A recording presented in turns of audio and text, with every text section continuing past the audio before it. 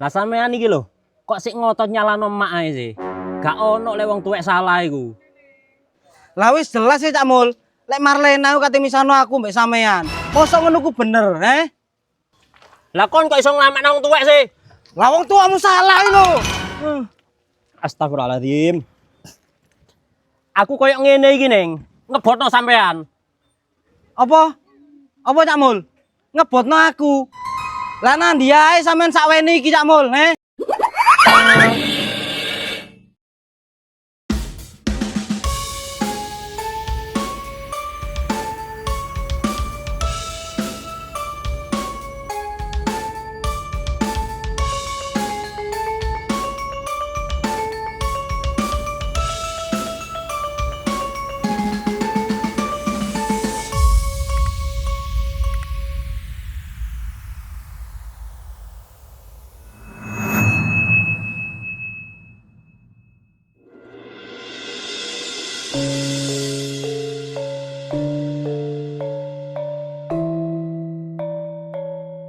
Yo apa gimun iki?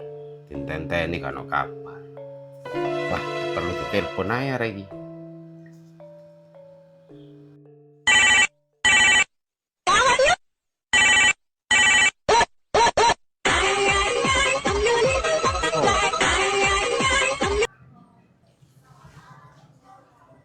Oh, halo.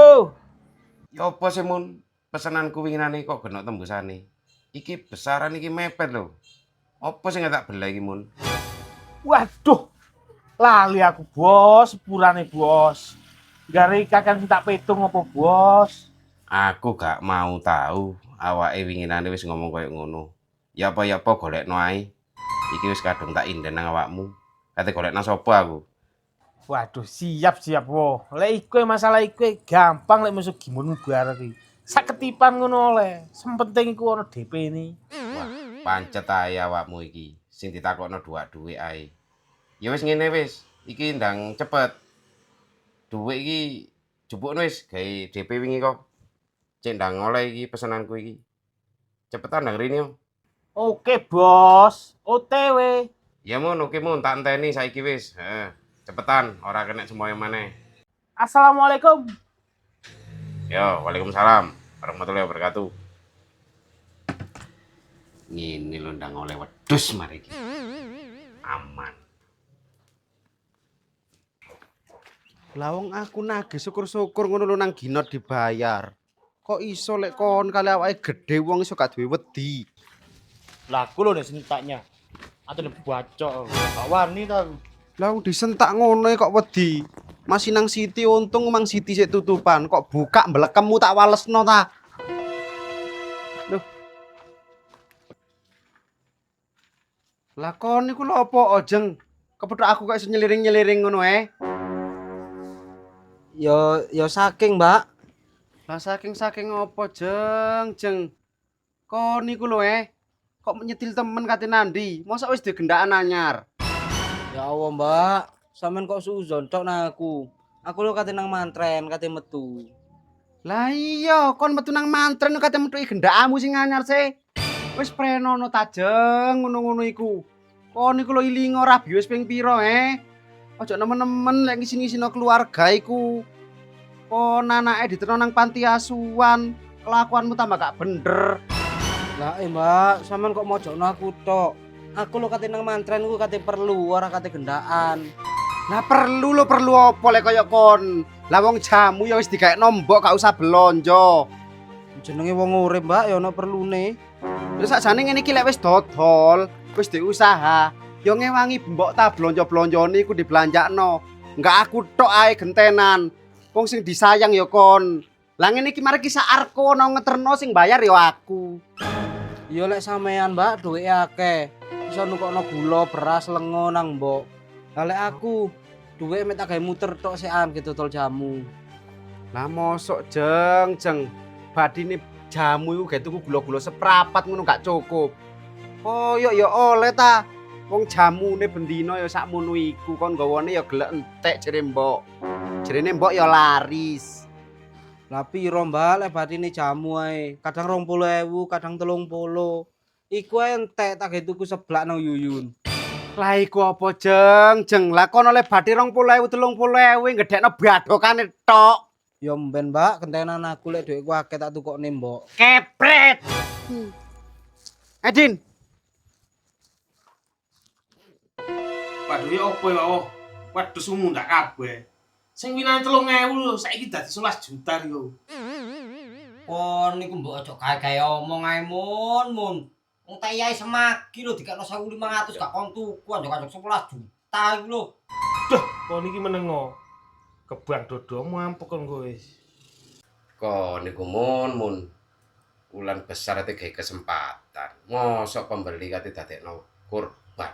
Iya, kon niku jan mencari kesempatan dalam kesempitan tok mun. Cangkemmu lho menengo. Salah kebang temenan lho. Apa sih tok? Ya gak ngono, Bos. Wis ngene, Bos, rego normale ae. Sementing persenane ae. Ya apa? Ya wis ngene mun. Aku pesen golekno sing poel, pokoke kabeh 16.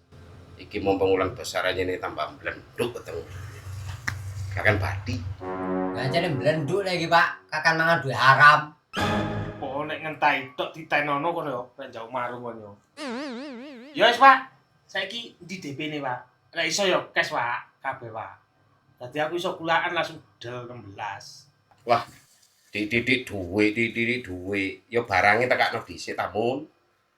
Aja duwak-duwe ae. Aku ngerti, weteke maklar tengoi. Burung ora barang ya duwe dhisik. Oh enak. Bener, Pak. Sip. Lu mun rungokno mun tekakno sik barange kon gak kadang duwe kon bondol barange ora kelo teko. Wis, kon gak usah melo, ribet-ribeti ae kon wis gak usah melo. Wis saiki ndi, Pak, DP-ne, Pak? Tak diangkat tau. Wah, iki DP barang amun ceritane mun. Ya iya ta, Pak. Wah, lek ngono ya tak deloke dhisik. Ning jero sik. Sik entenono. Nggih. Aja lali persenku lho, Mun. Yo persen gebang iki lho. Aduh, Orang pitungan ngentaya ae kon iki. Yo gak Ujone ngene ngentai. yo persen. Ora lagi blas. Jujur ya gak mangan saiki, Don. Wah, wis. Tapi aja lali tenan. Marung sih. Kok bodoh ngejaki marung ae. Lho dijak pitung ngene ngentai tok. Iku kon ku.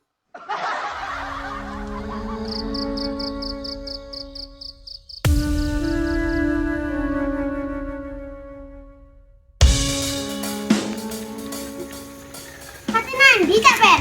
Ya kate nang pantai ta cewek tombong liburan ini kok. Lah mosok nang pantai gombalane koyo ngono. Wah, iki ngono tren skena abis. Ayo melu cewek, gandengan mbak aku. Mah, dipisui ibu aku kok. Wis tala, ayo mbak aku wis. Engko tak tukokno es krim ambek kacang. Mama kok meksa, men iku wis uwelek.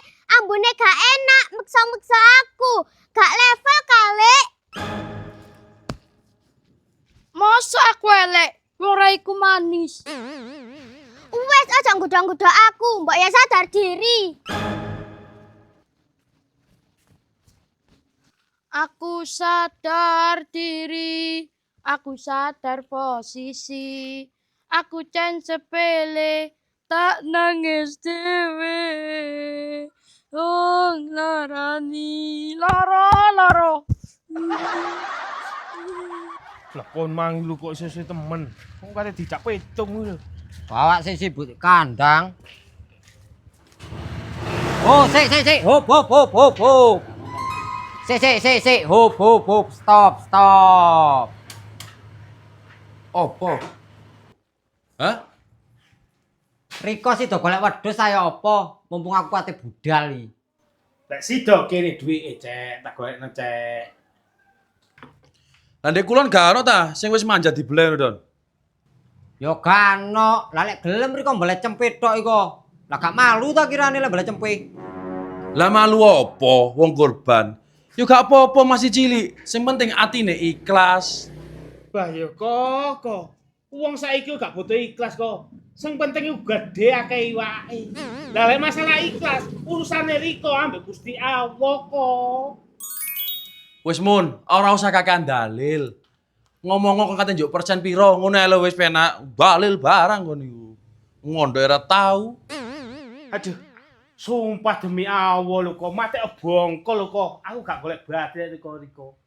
Tekan jaket ndi ra iku lek golek bathi. Iya ya, Mun. Kate dalane ndi ra ini lek golek bathi? Eh, Jane gak apa-apa wis, Bos. Tuku pisan ambek barang kita Pak Wo lho, wonge pesen 16. Hah, ngopo ae mon. Lah ndi ana maklar gak golek bati. Lah kon gelem tak dikongkon tok wirawiri. Wah, kon lambemu. Iya wis. Engko kon tak kei bensin. Aku tuku ana situ ae wis. Wong tak dhewe di kulon ya akeh. Aja gede-gede wis. Wis pokoke powel ngono lho wis ya.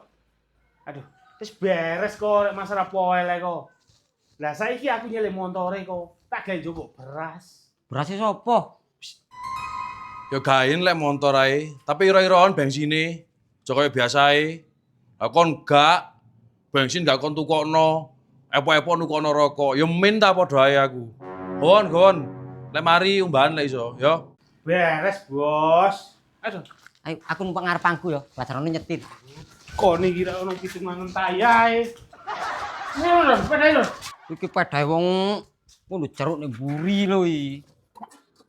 Gak tau bayar parkir.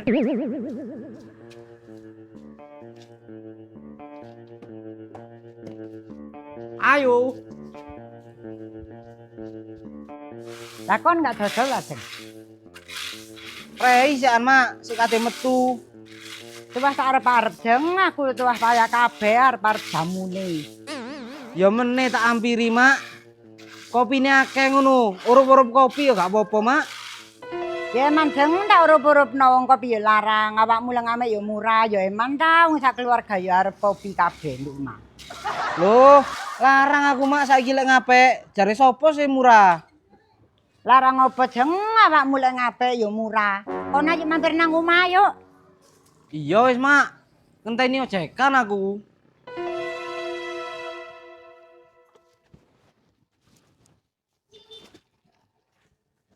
Kok suwe temen sih ojekan iki? Kali wingi ya wis janjian.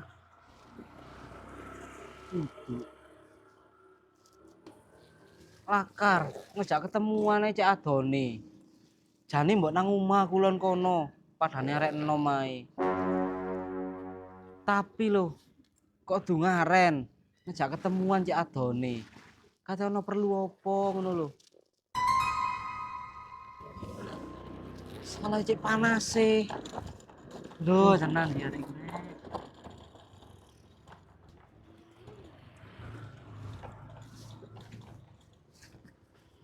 Atas nama Bajeng. Iya, sampean ojekane ta, Mas?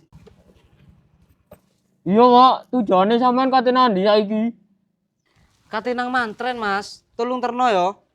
Siap, Mbok. 30.000 aja. Iya, Mas, tak bayar. Ayo wis. Bismillah. Siap, Mbok. Siap.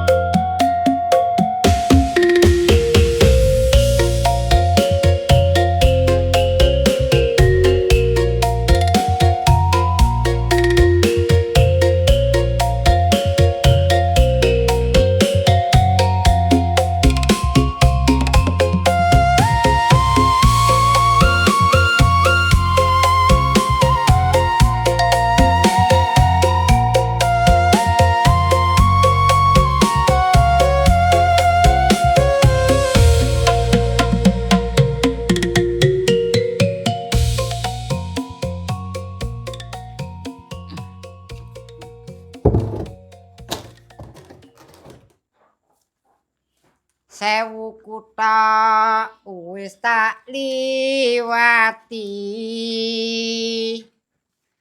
Sewu ati tak takoni. Nanging kabeh padha ra ngerteni. Lungamu ning endi? Pirang taun anggonku goleki saprene durung bisa nemoni. Mbok, Oh, kon ta, Nduk? iko lho, gula beras bubukan Dik, gandok. Oh, beneran anjene aku gak ono sing didang, Nak. Saiki lah tekan ndi ngono kon iku, Mang? Ya saking rene. Ambek gimun ta kon, Nak? Ora mek gimun. Ajeng mang kate nandi. Kok asin nyetil, kate dodol lah kate nandi tapi kok nganggur. Lah dodol apane? Lah iko dagangane ditinggal. Wong metu-metu ya ora pamitan pas samu nang aku. Elah, ya wis mulai kendoleki anak kesayangane Riko iku. Sing dibangga-banggakno saiki jere dhewe usaha iku.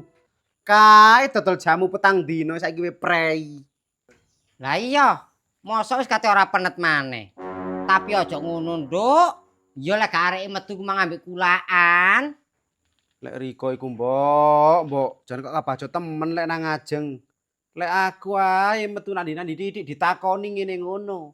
Lah lek ajeng masih sampe ninggal dagangan sing bakale mambu iku. Ya Riko jarno. Ya lek mambu kari ngombekno wedhus ae, Nak. Wis ora gawe repot-repot wis. Wah, Riko lek dagangane ajeng. Tapi nyacak kok aku sing dodol, paling ya dipaido. Aduh, wis ae mengarep. Paling Riko lek aku sing dodol yo ngene. Yo eman ta, Nduk, duweke ngono iku mbuak. Ya wis tanduk, ae rono. Sono, jono. Si aku.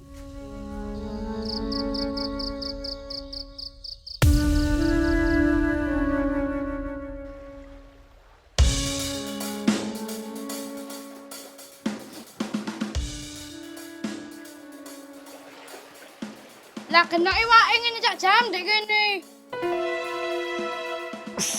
Dia muter per kon iki per. Iwake malah wedi iki lho. Kono berisik no. Ngene iki kono. Riko cak jam. Ngomongnya emang jere nang pantai. Ora merek gire kok dikampleng karo gini. Ya kuwi. Di pantai wae sik uklenyu, pega. Karo ndek kene. Kono. Kene akeh wak pausir lah. Kono. Lah lek padha-padha ngene karuan nang tlaga ngembung cak jam. Oh ya gak seru ta kon niku. Langitmu aku katene bedung kali ta rono. Musuh oleh ber. Tarik cak jam. Aduh. Tarik cak jam. Aduh seneng rek. Aduh. Oleh ger. Aduh, pedhe. Lah opo iki cak jam? Duh. Oh, lek ada bote iki. Mamulo cak jam. Karo ndek tlaga ngembung akeh kotese. Timbangane ngene iki ta, tuas panas tok gak oleh iwak. Kau ini. Kamu apa berisik kae? Ini mulai kena anda ngono. Kau ini.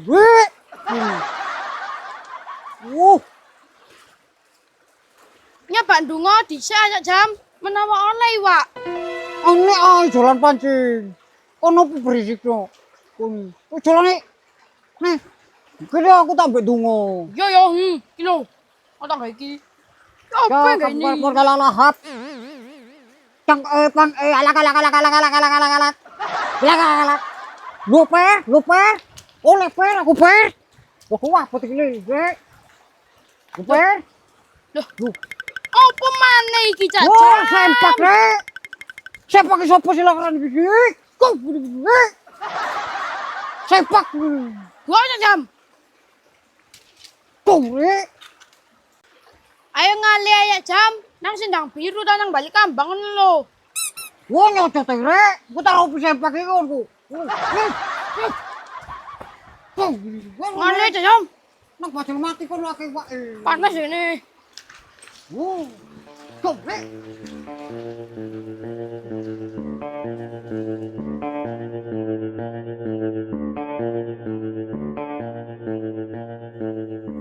Sing penak lho Din nemen Din. Loh. Lah iki sapa, Nduk? Ya anuku ta, Mbok. Aduh, anu apa? Kon iku gak usah kakean model tati, tak kandhani ya, Nduk. Nyambut gaemu iku sik kait lancar, mbok yo eling. Wis karuan gimun iku ae lho, diopeni sing penet. Lah kon gak dhuwitmu kait akeh titik ae wis nggo arek enom koyo ngene iki lho. Hei. Rungokno ta lah sik lah aku ngomong. Mas yo aku gak ngrungokno, aku iki wis ero nak. Doti kono aja nemen-nemen yo nak. Iso nggo arek lanang kaya ngene iki mrene iki lho. Katik gedene kaya ngene tak kandhani yo nak. Wong gede-gede kaya ngene iki nak barange lu cilik nak, numplik ngono lho pasamu. Wis ora usah kakan model. Aduh, mbok. Rungokno ta lah aku lek ngomong iku. Iki ngono sing kerja ndek omah, sing nunggu aku lek nagih-nagih ngono iku lho. Gendaan. Lah lek padha-padha nunggu enak, lah apa kate arek lanang ngene iki aku lah padha ae sih. Aduh, yo cek remek didak-idak wong-wong iki kok lek Riko. Aduh ya ora apa-apa, lah aku musuh wong-wonge tekari tak omongi sing jeplak titik ngene ya wedi. Lah timbangane wong lanang gedene koyo ngene iki nak deloken prane benges kabeh ketara lek bajingan arek iki. Loh. Lah wong iki gosong kabeh digepuki golongane Mbak Siti ku lho. Lah apa maneh Riko kate ndampingi aku wong nagih. Bayo, ya tambah mbok dadi apa wis? Lah iya, wong awake kok carang dadi bodyguard. Terus itu dicuklek nang wong iki. Lah rumangsamu aku biyen duduk tilake pendekar ta lele. Lah piro lek wong kaya konae kaya arek-arek di wetan kono. Yo, lek golong aku biyen masih dibiuki watu ku ora apa-apa. Kon yo ngono ti. Golek kok arek kaya ngene deloken. Tuwas gedhe awake tok lek iki, Nduk. Deloken daging-dagingane lho genok ora atus blas. Paling sakmono gedene isine gajih tok. Babat ta wis, Mbok, ojo ribut ae. Wong sing bayar lo aku kudu Riko. Wis dinake Din, pijetono Din. Lho waya awake lek paya kabeh itu kok jamu nang adikne iku lho. Mo wis. Oh, tak jokono kolak aku mangolok pogung. Kon arep? Iki pekno pisan. Ya, kon arep ta, Nak? Oh, mantuk tok padahal dublek arek iku. Nemen.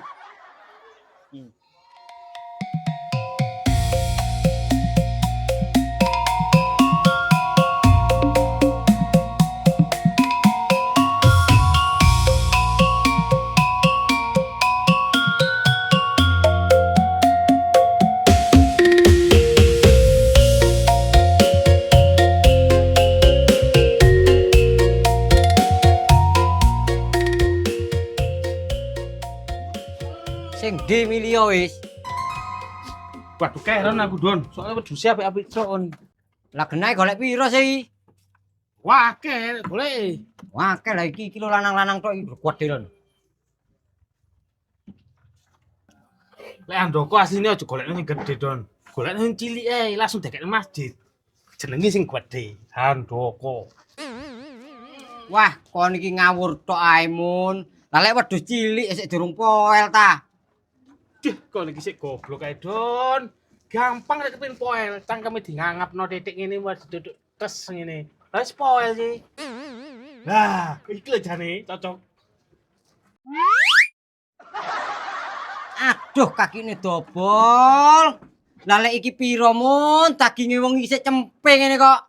Wah, koni ora kena dicak pitung belas. Ah ndelok teko mburi ae bokonge gede-gede sing ndi.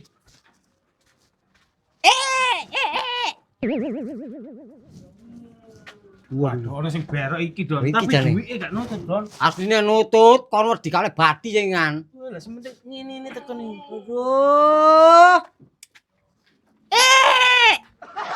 Ngambus.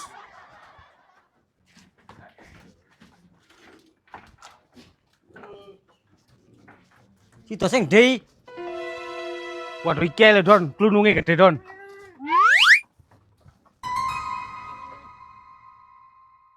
Cocok ya Don, sip lek iki Don. Potongane koyo Handoko iku. Iya anjene mun. Don ta, klununge kok tak handoko nanggal. Waduh iya Don. Kadeo Handoko lek mlaku iso. Kutuk Don. Kayane sakmono lek Handoko Don. Ya iya anjene, wong lek dege maya bani pating telembek ngene. Apa sing iki ae wis ah, Lon. Lek iki gede paling super iki. Wah kon kuwi gak oleh koyo ta awake, gak oleh badi. Ngene lho wis. Engko tukune piro, ae dipitung ambek jeragane. Dadi lek kenek badine ayo diparu wong loro. Apa oleh? Sing iki ya. Yo kabeh lah kon botole piro genahe? Kandoko 3 jare mang. Wis ngene Don sing penak Don. Saiki ayo metu wonge. Lah wong iku ae dipetung, awake dhewe anjuk ingan-ingan ae. Penak awake dhewe bersih. Aduh iya sih. Tapi kirane bersih temenan ta. Wis ta lah Don, opo jere aku kon tenang ae. Sopo sih sing duwe iki? Dah, koni kok sik gak ro ae mun.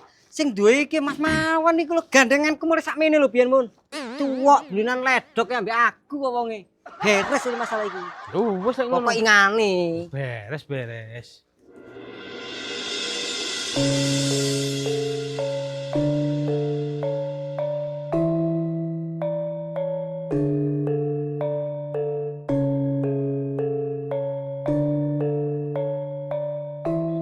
Ono apa Cak Mul sampean ngejak ketemuan aku ndek kene?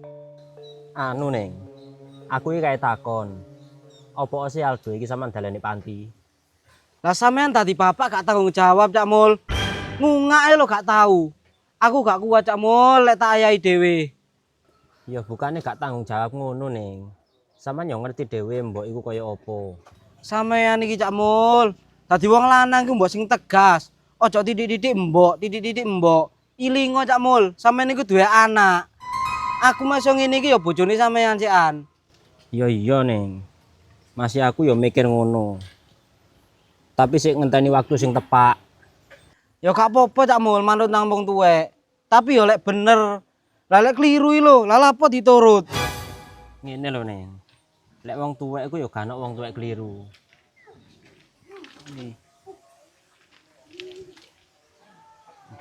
Matur nuwun. Nggih. Matur nuwun. Nah sampean kok iso ngomong lek wong tuane sampean gak kliru sih Cak Mul. Wong jelas-jelas wong tuane sampean niku lho kliru. Lah sampean iki lho, kok sik ngotot nyalano emak ae sih. Gak ono lek wong tuwek salah iku. Lah wis jelas sih Cak Mul. Lek Marlena ku kate misano aku mbek sampean. Mosok ngono ku bener, Lah kon kok iso nglamakno wong tuwek sih? Lah wong tuamu salah lho. Astagfirullahaladzim. Aku koyo ngene iki Neng, ngebotno sampean. Apa? Apa Cak Mul? Ngebotno aku. Lah nandi ae sampean sakwene iki Cak Mul, Ya Allah. Ya Allah Neng, aku ki abot nang sampean. Wis ta ayo didandani wong loro. Masih aku iki ya abot Cak Mul nang sampean. Tapi sampean jangan gak ngerti blas nang perasaanku. Wis ta Neng, sing sabar. Diakehi maneh sabare. Ayo dibenakno maneh wong loro. Lah arek-arek mang lu nandi. Sing tole mang ora pamitan moro-moro ucul. Sing ajenge ya ngono. Tuwas ae aku tangi sobo nyepakno jamune. Ngene iki dagangane ditinggal gledak ora diurusi. Ora metu ora pamitan namung tuwek. Kok kebacut temen blakrak nandi ayo arek-arek iki. Aduh. Lah kok kebacut temen, metu-metu gak ono sing pamitan. Wong tuwek jan dianggep tunggak kok suwe-suwe nang arek-arek iki. Oh, kok becik kon tole ambek ajeng. Ditenono arek mule sing cilik tak sambleki lah gak manut temen-temen aku ya. Apa? Oh, paling mulung-mulung ae tak lungokno. Anu lho, Man. Arek-arek iku lho lah metu-metuan gak ono sing pamit nang aku, moro-moro metu ae. Oh, kang wedol lah, Mbok. Dapake, Man. Ya ajeng ambek tole ceper iku lho. Jan mbuh arek loro iku metu-metu sludar-sludur ae. Lah kon iku teko ndi kok nggo paralon? Teko menakno banyu lho, Mbok. Lho, ilang kabeh paralone. Kena banjir. Banjir apa sih, Man? Banjir kena udan deres lho, Mbok. Banjir. Oh, banjir. Oh, ancene wingi sore iku udane koyo ngono derese, Man, ancene. Aduh, salah. Aja diliwatno nek ngono iku. Cek gak gampang anu. Kayak ono pring ta apa ngono lho, Nak. Ya tak liwatno gampangane lho, Mbok. Oh. Ketelak ae. Ya mesti ae jenenge banjir iku ora ndelok apa-apa. Nah, wong mlaku banyune bantere koyo ngono. Ayo. Kok gak mampir kene ah? Yo, anu, Mbok. Rondone gak golek bojo maneh lah, Mbok. Rondo sapa sih, Man? Wong aku dhewe iki ya rondo lho. Oh, ada iku lah iki suta, Mbok. Iki lho, ajeng. Salah bine we. Ya. Lah ketek tak kate kon ge rabi. Lah wong kon nyambut gawe dok nyengen gak karu-karuan ngono man. Wis gak usah aneh-aneh. Kon mampir kene lho tak gak wedang. Lah ngomongnya gelem tak abi ya apa aku mampir, Mbok. Oh, ngawur. Ini ya lho. Mas, mulai aku. Hari ini temenan. Wes. Oh, anjene arek-arek mang blakrak nanti sih. Kok pegel atiku rasane. So. Shh.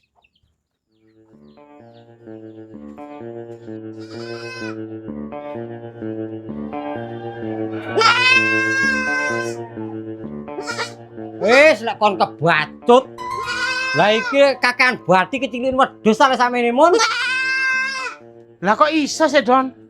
Wah, lah wong handoko pesane sing gedhe kok. Ngono kon kayak sing cilik ngene iki. Aku ta sing dipaidol kliru.